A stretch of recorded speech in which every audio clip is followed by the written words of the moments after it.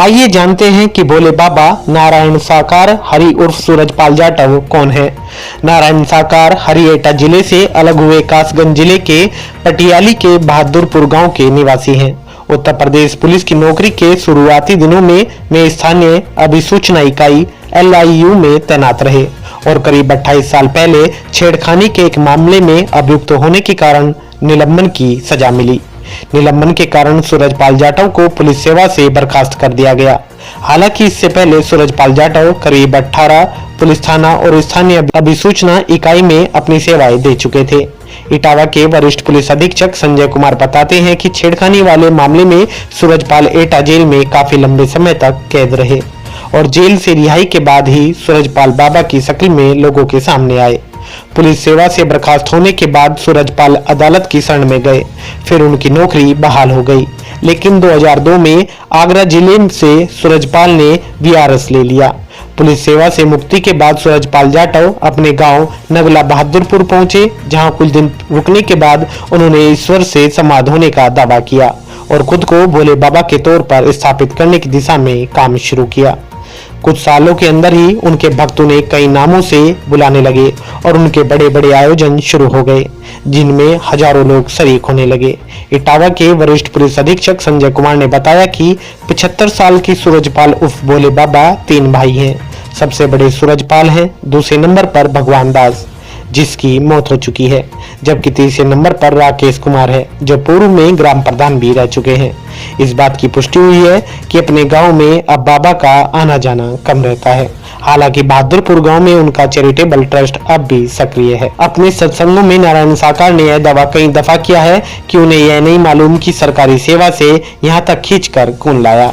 दिलचस्प ये भी है कि नारायण साकार अपने भक्तों से कोई भी दान दक्षिणा और चढ़ावा आदि नहीं लेते, लेकिन इसके बावजूद उनके कई आश्रम स्थापित हो चुके हैं। उत्तर प्रदेश में कई दूसरे स्थानों पर स्वामित्व वाली जमीन पर आश्रम स्थापित करने का दावा भी किया जा रहा है। नारायण साकार हरि अपने सत्संगों में अपने भक्तों की सेवादार बनकर करते नजर आते हैं। बहुत संभव है कि ये सब वे अपने भक्तों में लोकप्रिय होने के लिए सोच समझ कर करते हों। वह हमेशा सफेद कपड़ों में दिखते हैं। नारायण साकार पायजामा कुर्ता पैंट शर्ट और सूट तक में नजर आते हैं। हालांकि इंटरनेट पर वह बहुत लोकप्रिय नहीं है। सोशल मीडिया पर उनके भक्तों की बहुत मौजूदगी नहीं दिखाई देती। उनके फेसबुक पेज आदि पर बहुत ज्यादा लाइक्स नहीं है, लेकिन जमीनी स्तर पर उनके भक्तों की संख्या लाखों में है। उनके हर सत्संग के दौरान हजारों भक्तों की भीड़ दिखाई देती है। ऐसे आयोजनों में सैकड़ों स्वयंसेवक और स्वयं सेविकाएं सेवा की कमान संभालती हैं। पानी भोजन से लेकर ट्रैफिक की व्यवस्था सुचारू रूप से चले, इसकी कोशिश भी भक्तों की समिति करती है। यूपी पुलिस सेवा से क्षेत्राधिकारी के रूप में सेवा मुक्त हो चुके रामनाथ सिंह यादव बताते हैं, भोले बाबा का आज से 3 साल पहले इटावा के नुमाइश मैदान में भी 1 माह तक सत्संग समागम का आयोजन हुआ था।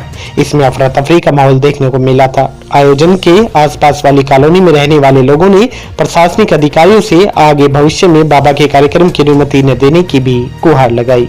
नारायण साकार के भक्तों में समाजवादी पार्टी के नेता अनवर सिंह जाटव भी शामिल है।